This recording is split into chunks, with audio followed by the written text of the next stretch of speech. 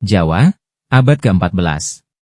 Di jantung ibu kota Majapahit, Wilwatikta, angin berhembus membawa aroma tanah basah dan dupa. Namun di balik kedamaian itu, badai sedang mengintai.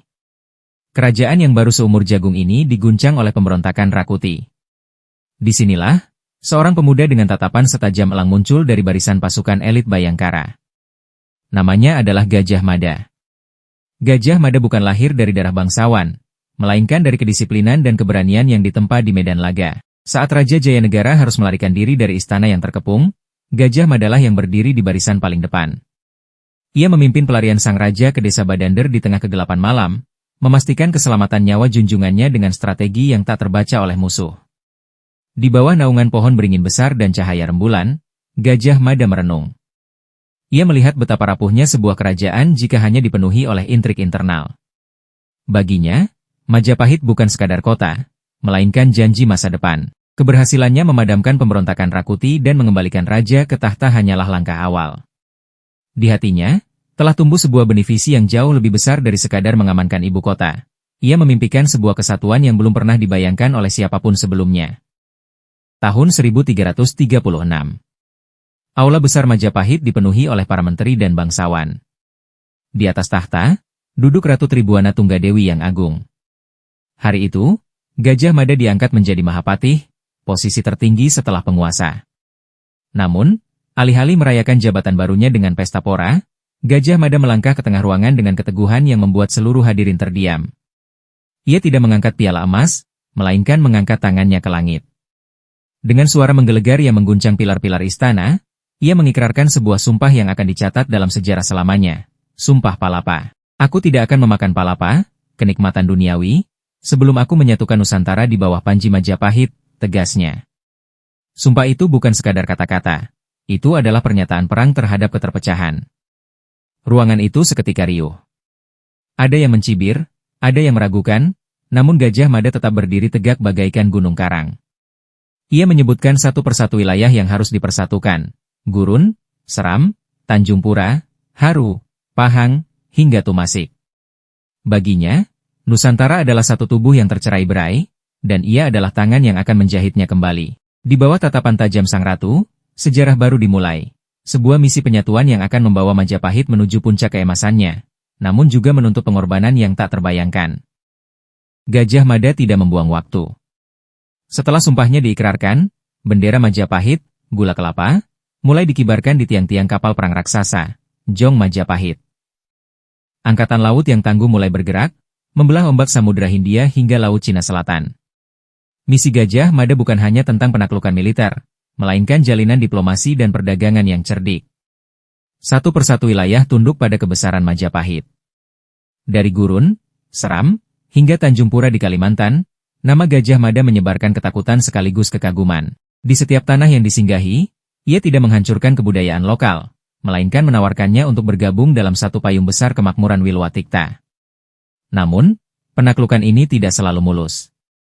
Ada pertumpahan darah, pemberontakan, dan pengorbanan nyawa di tengah rimbunnya hutan tropis Nusantara. Gajah Mada, yang kini telah berambut perak, memimpin di barisan paling depan, baik di medan laga maupun di meja runding. Matanya yang tajam melihat Nusantara sebagai satu visi yang utuh, sebuah imperium maritim yang tak terkalahkan. Meskipun lelah fisik, semangat Amukti Palapa terus membakar jiwanya. Ia menyatukan pulau-pulau itu dengan rantai baja kesetiaan dan emas perdagangan, mewujudkan impian yang sebelumnya dianggap mustahil oleh para pendahulunya. Majapahit kini telah menjadi imperium terkuat di Nusantara. Di bawah pemerintahan keponakan Tribuana, Raja Hayam Wuruk yang gagah dan bijaksana, kerajaannya mencapai puncak keemasannya. Hayam Wuruk dan Mahapatih Gajah Mada adalah dua sisi mata uang yang tak terpisahkan. Satu adalah hati yang penuh kasih, satu adalah tangan besi yang penuh strategi.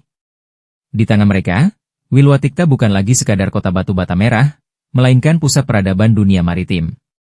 Pelabuhan Trowulan tak pernah tidur. Kapal-kapal dagang dari India, Cina, Arab, hingga Campa bersandar, membawa sutra, porselen, dan ide-ide baru, lalu pulang dengan rempah-rempah berharga. Rakyat Majapahit hidup makmur, hukum kitab Utara Manawa ditegakkan, dan kesenian berkembang pesat. Gajah Mada, meskipun usianya kian senja, tidak pernah beristirahat. Ia melihat sumpah palapanya terwujud dalam jalinan kemegahan candi-candi yang dibangun di seluruh Nusantara, sebuah saksi bisu akan persatuan maritim yang agung. Puncak keemasan ini mencapai puncaknya saat Majapahit menggelar perayaan upacara Sraddha, penghormatan kepada leluhur yang dihadiri oleh seluruh fasal dari berbagai penjuru Nusantara. Hayam Wuruk, dengan mahkota emas yang berkilau, menatap rakyatnya dengan bangga. Di sampingnya, Gajah Mada berdiri diam, melihat bendera gula kelapa berkibar dari Sumatera hingga Papua. Sumpahnya telah terbayar lunas, namun ia tahu, keemasan seringkali merupakan langkah awal menuju senjakala yang tragis. Namun, langit yang cerah tak selamanya bertahan. Di tengah kemegahan Majapahit, sebuah rencana besar disusun. Raja Hayam Wuruk bermaksud mempersunting putri dari kerajaan Sunda, Dyah Pitaloka Citra Resmi. Sebuah pernikahan yang diharapkan menjadi simbol persaudaraan dan perdamaian abadi. Rombongan besar dari tanah Sunda pun datang, berkemah di lapangan Bubat, menunggu sambutan hangat dari pihak mempelai pria. Namun bagi Gajah Mada, ini bukan sekadar pernikahan. Di matanya, ini adalah kesempatan terakhir untuk menuntaskan Sumpah Palapa. Ia menuntut agar pernikahan ini dianggap sebagai tanda tunduknya kerajaan Sunda kepada Majapahit. Kesalahpahaman yang berujung pada harga diri ini memicu ketegangan hebat. Diplomasi berubah menjadi kepungan senjata. Gajah Mada, dengan keras kepalanya demi visi persatuan, menggerakkan pasukan Bayangkara ke lapangan Bubat.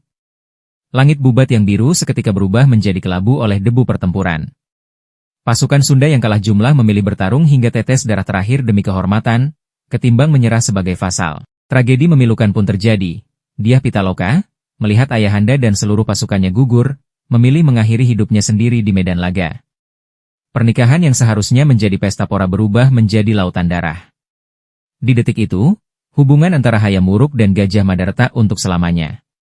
Sumpah Palapa memang tercapai secara teknis, namun Majapahit harus membayarnya dengan luka yang tak akan pernah sembuh. Setelah tragedi di lapangan Bubat, aula Istana Wilwatikta tak pernah lagi terasa sama. Kehangatan antara Raja Hayam Wuruk dan Gajah Mada telah menguap bersama debu pertempuran yang sia-sia itu. Sang raja tenggelam dalam duka mendalam atas hilangnya Dyah Pitaloka, sementara Gajah Mada harus menanggung beban sebagai orang yang dianggap bertanggung jawab atas hancurnya hubungan persaudaraan antar kerajaan. Pria yang dulu suaranya menggetarkan langit saat mengucap Sumpah Palapa, kini lebih banyak terdiam dalam bayang-bayang pilar istana. Tahta yang ia bangun dengan darah dan air mata kini terasa panas. Gajah Mada menyadari bahwa eranya telah usai. Tanpa kata pamit yang riuh, ia meninggalkan kemegahan ibu kota. Ia melangkah pergi menuju sunyinya kaki gunung dan lembah Madakaripura yang tersembunyi. Di sana, di antara gemericik air terjun yang jatuh dari ketinggian dan kabut yang abadi, Sang Mahapatih melepaskan atribut kebesarannya. Ia kembali menjadi manusia biasa, merenungi setiap inci Nusantara yang telah ia satukan dalam satu rantai kesetiaan. Misteri menyelimuti akhir perjalanannya. Tak ada nisan yang menandai jasadnya, tak ada saksi yang melihat tarikan napas terakhirnya. Legenda mengatakan bahwa Gajah Mada tidak mati, melainkan moksa, menyatu kembali dengan alam semesta. Tubuhnya menghilang menjadi cahaya di balik tirai air terjun, meninggalkan Sumpah Palapa sebagai warisan abadi yang akan terus bergaung di setiap sudut Nusantara. Gajah Mada pergi, namun visi besarnya telah terpahat selamanya dalam jiwa bangsa ini.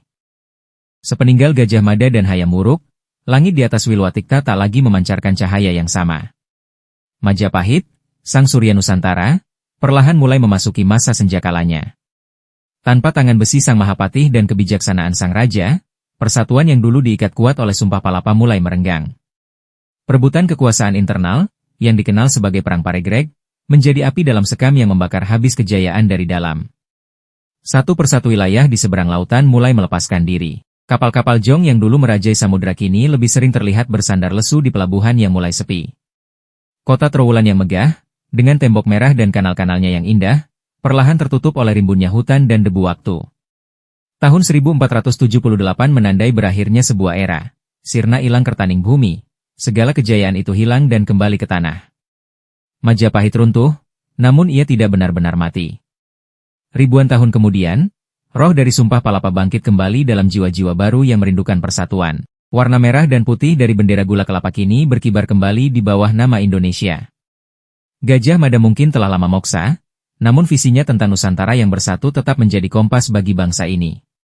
Dari reruntuhan batu bata merah di Trowulan, kita belajar bahwa sebuah bangsa besar tidak dibangun hanya dengan kekuatan, melainkan dengan satu janji suci yang dijaga selamanya.